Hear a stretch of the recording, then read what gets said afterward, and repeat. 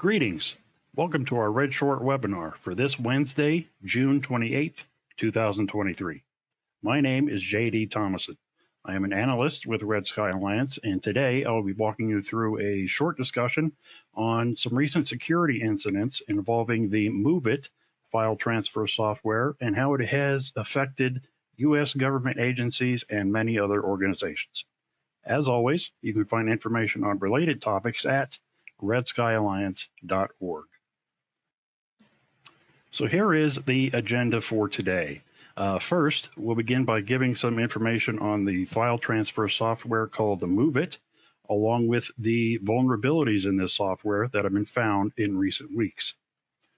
Next, we'll give an overview on the various entities that have been affected by recent attacks using these vulnerabilities and what kinds of data may be compromised. Lastly, we'll give a brief overview on CLOP and its operators as they have claimed responsibility for these attacks. So let's get started. So MOVEit is an enterprise-focused software for file transfers and automation. It will encrypt files, and it allows for transfers over a variety of different secure protocols, while at the same time providing a set of services that one might expect of an enterprise software solution, such as automation, access control, analytics, and failover controls. A series of vulnerability reports from MOVEit's developers began on May 31st. The three CVEs that I have listed here all reference SQL injection vulnerabilities that affect both MOVEit's transfer and cloud services. So as a matter of review, SQL injection is a method of attack whereby SQL queries are injected into a system through input data. This method of attack can allow attackers to do things like spoof identities, gather, destroy, or manipulate data, or even obtain database admin access. And the list of victims is continually being updated, and it is very, very long. Some of the most notable entries on the list are government agencies, such as the province of Nova Scotia, who has confirmed that tens of thousands of data records were stolen, including 55,000 records of certified teachers and approximately 26,000 records of students that are aged 16 or older. The U.S. Department of Energy and other U.S. federal agencies were also affected by these exploits. Though in the case of the U.S.-based federal agencies, information is sparse in terms of what affected actually means.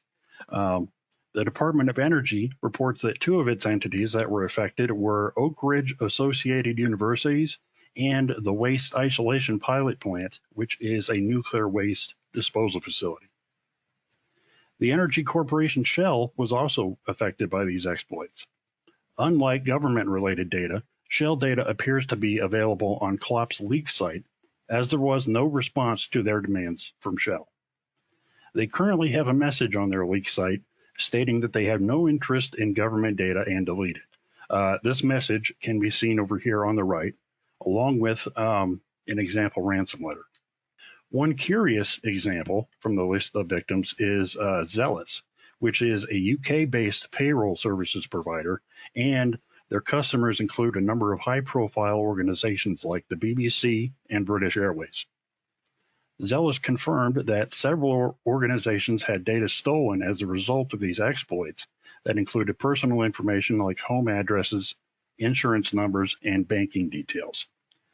But at the same time, CLOP asserts that they do not have any of the data that Zealous claims was stolen, and none of these organizations appear to be listed on CLOP's dark web leak site. So, CLOP is a family of ransomware that originally developed as a variant of CryptoMix. It is operated as a ransomware as a service platform and was discovered in early 2019 during a large email campaign by the group TA505. In 2020, it was reported that the financially motivated group Fin11 was also deploying CLOP while exploiting vulnerabilities in the file transfer utility called Kiteworks. CLOP has been used to attack many different industries, including retail, transportation and logistics, education, manufacturing, engineering, and many more. Since January of 2023, CLOP detections have been the most prevalent in Turkey, followed by Canada. In terms of affected industries, the banking industry has seen the most CLOP detections, followed by retail. Then, according to a recent report from the Trend Micro Detection Network, May so far has had the highest number of CLOP detections so far this year. CLOP is now an established entity in the world of ransomware. CLOP operators are known for continually changing tactics and techniques. The attacks on Kiteworks mentioned before resulted in a 45% increase in the average amount for ransom payments in the first quarter of 2021 at a little over $220,000. Much like the MOVEit attack, the Kiteworks attack involved a number of high-profile organizations like the supermarket giant Kroger and the Reserve Bank of New Zealand.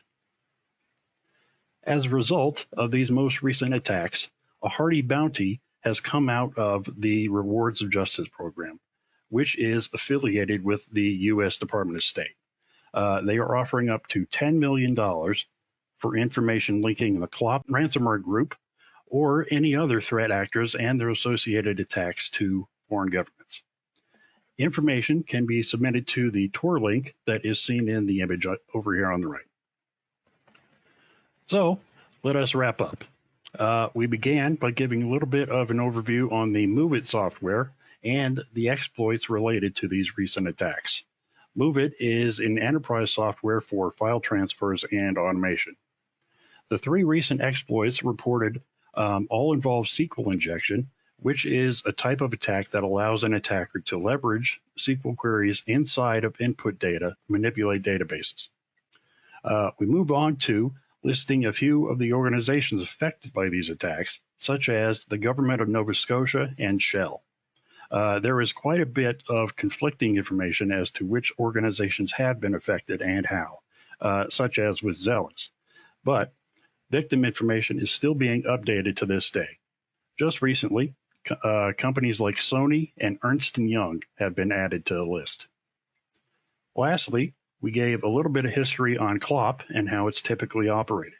It is a family of ransomware that developed as a variant of crypto-mix ransomware and has been in use since early 2019. CLOP is also associated with other threat groups like TA505 or FIN11. CLOP's operators are known for continually changing tactics and targeting high-profile entities. So far this year, CLOP ransomware has been detected the most in Turkey and being used the most against banking targets. And that is all for today. Thank you for joining us.